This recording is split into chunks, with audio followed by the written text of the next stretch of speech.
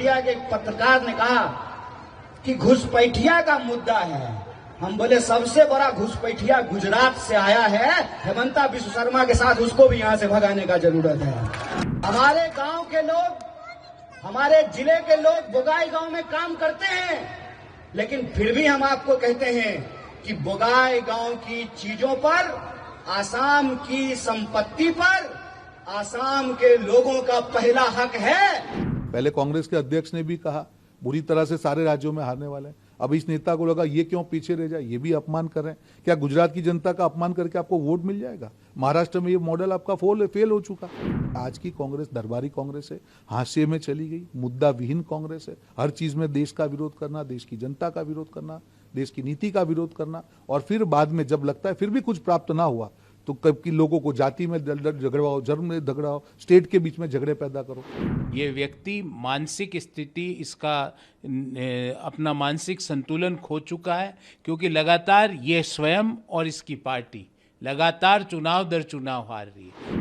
बदतमीजी, गाली गलौज, ये सब चीज़ों से राजनीति नहीं होती है। राजनीति होती है लोगों के दुख दर्द समझने से, लोगों के लिए अच्छा काम करने से, लोगों के जीवन में पॉजिटिव बदलाव लाने से।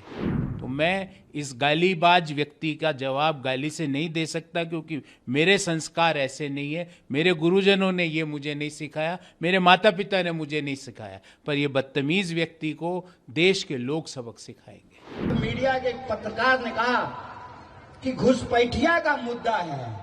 हम बोले सबसे बड़ा घुसपैठिया गुजरात से आया है, हेमंता बिस्व शर्मा के साथ उसको भी यहां से भगाने का जरूरत है।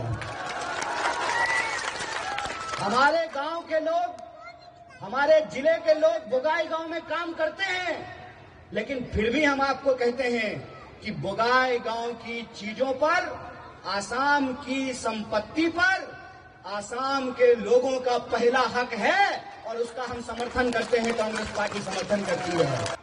तो फोटो शूट कराने के लिए नहीं पहनते हैं, रील बनाने के लिए नहीं पहनते हैं। ये गमछा जब हम अपने कंधे पे डालते हैं तो गांधी की तरह जब प्रतिज्ञा लेते हैं कि जान चली जाए तो चली जाए, जैसे गांधी ने अंग्रेजों से समझौता नहीं किया था, हम इस देश के संविधान को मिटने नहीं देंगे, इन चोरों के साथ कोई समझौता नहीं करेंगे।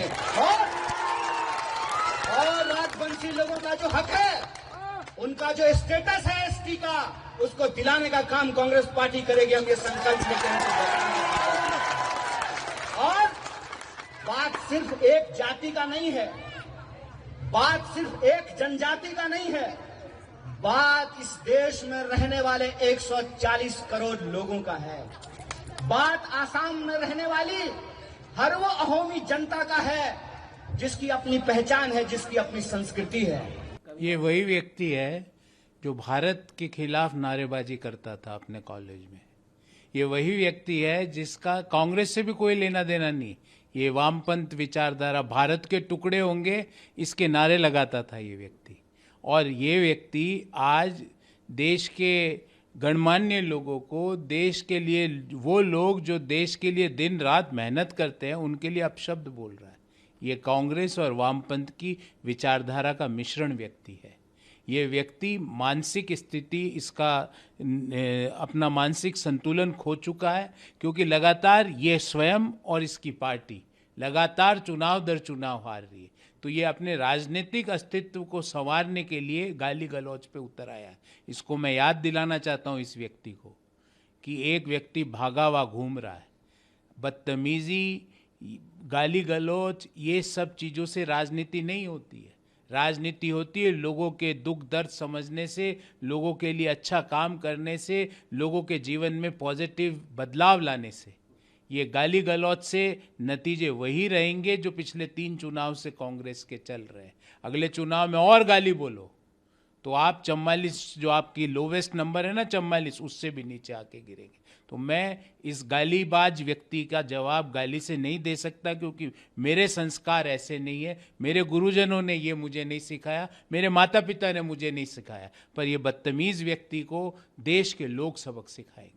आपको घुसपैठिया बता रहे सारे जो बीजेपी में एक साथ इकट्ठा हुए थे, के पिता उनके लीडर, वो बोल रहे, क्या किस तरह से देख रहे हैं मीडिया को? देखिए, बार बार की हार से कांग्रेस के नेताओं का मानसिक संतुलन खराब हो चुका है, और अब लगता है कि कांग्रेस के नेताओं ने कांग्रेस को निपटाने की सुपारी ले ली है और उसी कड़ी में ये आगे का आपको और एक नेता मिल गए। पहले कांग्रेस के अध्यक्ष ने भी कहा बुरी तरह से सारे राज्यों में हारने वाले हैं। अब इस नेता को लगा ये क्यों पीछे रह जाए, ये भी अपमान कर रहे हैं। क्या गुजरात की जनता का अपमान करके आपको वोट मिल जाएगा? महाराष्ट्र में ये मॉडल आपका फेल हो चुका।